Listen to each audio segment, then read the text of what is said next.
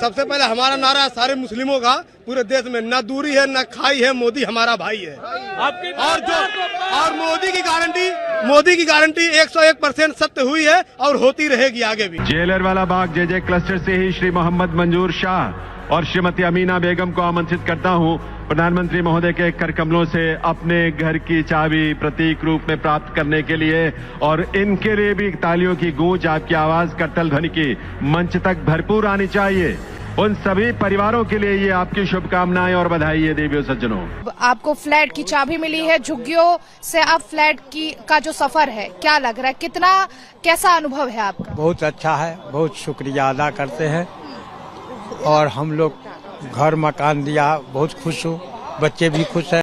हमें सिर्फ मोदी चाहिए, क्यों? उसकी वजह बहुत बड़ी है कि सबसे ज्यादा महिलाओं को अगर सम्मान दिया गया है, मुस्लिम बहनों को सम्मान दिया गया है तो मोदी जी की सरकार में दिया गया है। सबका साथ सबका विकास, फूल का काम है खिलना तो कमल खिलेगा, हम खिलाएंगे कमल, हम खिलाएंगे कमल।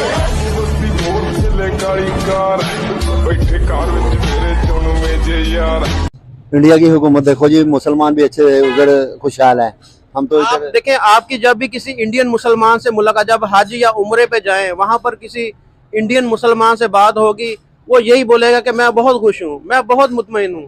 आज तक किसी मुसलमान, इंडियन मुसलमान ने ये नहीं कहा कि मैं अपना मुल्क छोड़ के पाकिस्तान आ रहा हूँ। ऐसे ही ना, अगर कहते हैं ना वहाँ पर जुल्म होता है मुसलमान, कोई एक मुसलमान ऐसा है कि जब वो वहाँ पर अपना मुल्क छोड़ के पाकिस्तान आए हो, या आपने देखा हो कि ऐसे हुआ? नहीं हुआ, ऐसा नहीं हुआ। हमसे बेहतर है वो, हमसे बेहतर है वो लोग, वो एंजॉय कर रहे हैं। हम यहाँ पे मजदूरी करके भी हम सारा हमें बेवकूफ बनाया जा रहा है कि जी वहाँ पर मुसलमानों के ऊपर जुल्म हो रहा है। कि गवर्नमेंट मुस्लिम्स के लिए हाउसिंग सोसाइटीज बनाई हुई है। आपको पता है जिस टाइम हम गए हुए थे उस टाइम गवर्नमेंट ने 600 houses only for the Muslim in Gujarat, क्योंकि गुजरात आ रहा था, नियर बाई था, तो वहाँ पे किया हुआ था। और मैं आपको बताऊँ कि हमें इंडिया से ये सीखना है कि मल्टी कल्चरल लैंड है ना, उनको देखिए सबका मजहब अपने पास है, सब ने अपना जवाब खुद देना है, सीधी बात है। ना मैंने अपने माँ बाप का भी नहीं देना, ना माँ बाप ने मेरा देना है।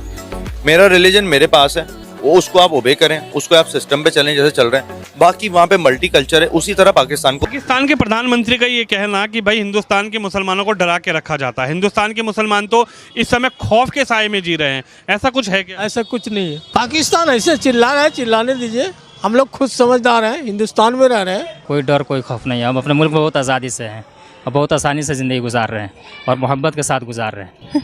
कैसे रह सकते हैं डर के? भाई हिंदुस्तान है, ये हमारा हिंदुस्तान है, हमें अपने देश से मतलब है, ये तो सेकुलर देश है। मैं तो यही कहूँगा, हमारी हुकूमत जो फेल है, इंडिया की हुकूमत देखो जी, मुसलमान भी अच्छे उधर खुशहाल है।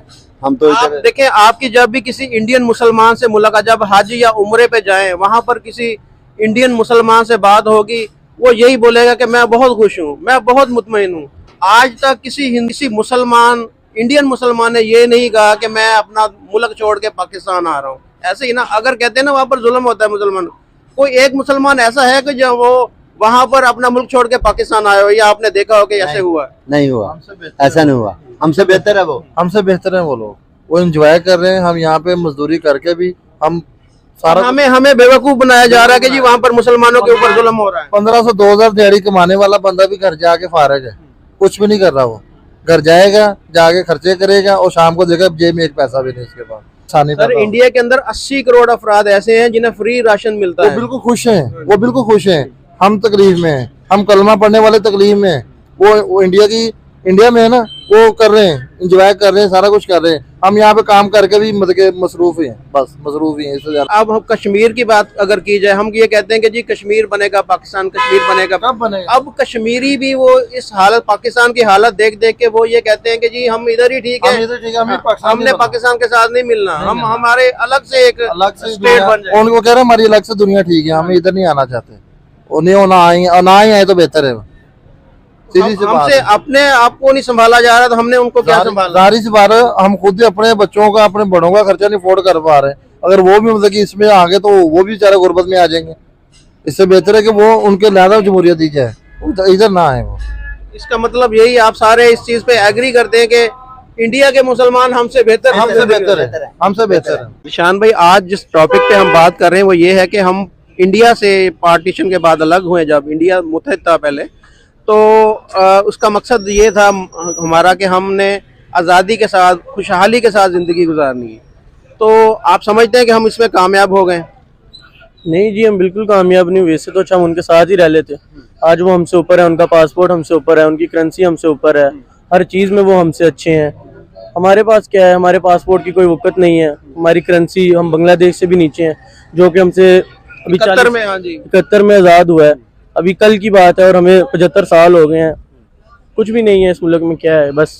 हमारे आटे का रेट 160 रुपये, जबकि इंडिया के अंदर आटे का रेट 25 रुपये है, और वहाँ पर 80 करोड़ ऐसे अफराद हैं कि जिनको फ्री राशन दिया जा रहा है, जबकि यहाँ पर आपको पता है कि 160 रुपये आटा लेने के लिए भी लंबी लंबी लाइनें लगी। बिल्कुल बिल्कुल, अभी कुछ दिन पहले मैं ऐड देख रहा था कि एक पोस्ट आई थी कि एक आदमी आटा लेते हुए मर गया, बेचारा मर गया। क्या फ़ायदा, आटे का थैला उधर ही पड़ा और वो चला गया। घर पे बीवी बच्चे आटे का इंतज़ार कर रहे हैं, लाइनों में लग के आटा लेते हैं। 800 रुपये का थैला दे रहे हैं आजकल, 10 किलो वाला, वो भी लाइनों में लग के लेना। और वो भी वो आटा है जो रमज़ान स्कीम में मिलता है हम लोगों को, सबसे सस्ता, सबसे थका हुआ आटा। 1 साल पुराना आटा यहाँ पर दे रहे हैं, और वो भी उसमें कीड़े पड़े हुए हैं, और जो जानवरों को खाने के लिए भी वो उनके काबिल नहीं है, वो आटा यहाँ पर आवाम को दिया जा रहा है। जी बिल्कुल, वही आटा है जो सबसे नाकाम है, जो रमज़ानों में दिया जाता है, वही साल पुराना आटा दे रहे हैं लोगों को, वो भी लाइनों में लग के। हमारे जब रमजान आता है चीजों के रेट बढ़ जाते हैं, जबकि इंडिया के अंदर सब्सिडी दी जाती है। इसका मतलब ये है कि इंडिया के मुसलमान, आप इस चीज को एडमिट करते हैं कि हमसे बेहतर जिंदगी गुजार रहे हैं? जी बिल्कुल, मैं बाहर रहता हूँ, मेरे साथ इंडियन है, हम उनसे कभी बात करते हैं कि इंडिया के मुसलमानों पर जुल्म होता है, नहीं कहते वो हम खुश हैं, हमारे ऊपर कोई जुल्म नहीं हो रहा। ये सिर्फ हमारी मीडिया दिखाती है कि ये जुल्म हो रहा है, ये हो रहा है, वो हो रहा है। उन लोगों के सामने आप कभी मोदी को गाली नहीं दे सकते। ये सिर्फ ये सोशल मीडिया का ये सारा प्रोपेगेंडा है, असल में ऐसा कुछ भी नहीं है। वो लोग खुश हैं अपने मुल्क में। इंडिया के जो मुस्लिम हैं वो अपनी हुकूमत से, अपने मुल्क से बहुत ज्यादा खुश हैं। मेरे पास एक इंडियन काम करता है, मैं उससे सवाल किया कि तुम्हारे ऊपर जुल्म होता है, ऐसा होता है? बोलता है नहीं, हमारे ऊपर जुल्म कोई नहीं होता, हम खुश हैं। मैं उसको बोलता हूँ कि हम आज़ाद हो गए, तुम क्यों नहीं आज़ाद हुए? तुम लोग आज भी एक नॉन मुस्लिम कंट्री में रह रहे हो। वो कहता है तुम लोग आज़ाद नहीं हो, हम आज़ाद हैं। बिल्कुल वो सही कह रहे हैं। अब ये आपने कभी सुना है कि इंडिया से कोई मुसलमान माइग्रेट करके पाकिस्तान आया हो कि हमारे ऊपर जुल्म होता है? जबकि मैं ऐसी मिसालें आपको बता सकता हूँ कि पाकिस्तान से कई हिंदू खानदान माइग्रेट करके इंडिया जा चुके हैं। बिल्कुल ऐसे ही, मैंने आज तक अपनी पूरी लाइफ में, बाहर भी रहा हूँ, इधर भी, कभी नहीं देखा कोई इंडियन मुस्लिम आया हो पाकिस्तान में, या उसकी ख्वाहिश ही हो कि मैं पाकिस्तान में रहूँ। वो कहता है मैं जिधर रहता हूँ बहुत अच्छा हूँ। अभी कश्मीरी का एक इंटरव्यू मैं कर रहा था कल परसों, वो ये कह रहा था कि हम पाकिस्तान के साथ नहीं रहना चाह रहे, हम अलहदा स्टेट हम बनाना चाह रहे हैं। एक जो कश्मीरी है, जिसकी खातिर हमने इंडिया के साथ 4 जंगें लड़ी हैं, वो कश्मीरी हमारे साथ रहने को तैयार नहीं है।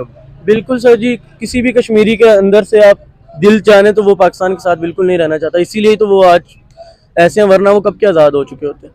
ये हम ही उनको आज़ाद नहीं होने दे रहे। फिर उनको जीने दो, फिर उनकी ज़िंदगी हमारी तो इनसे पूरी होती नहीं है, इन हुक्मरानों से, तो उनकी क्या पूरी करेंगे? वो फिर भी बहुत सही है हमसे। पाकिस्तान बनाने का मकसद ये था कि हम एक अलग से मुल्क होगा जहाँ पर मुसलमान आज़ादी से ज़िंदगी गुजारेंगे और खुशहाली के साथ रहेंगे। आया कि हम अपने मकसद में कामयाब हुए?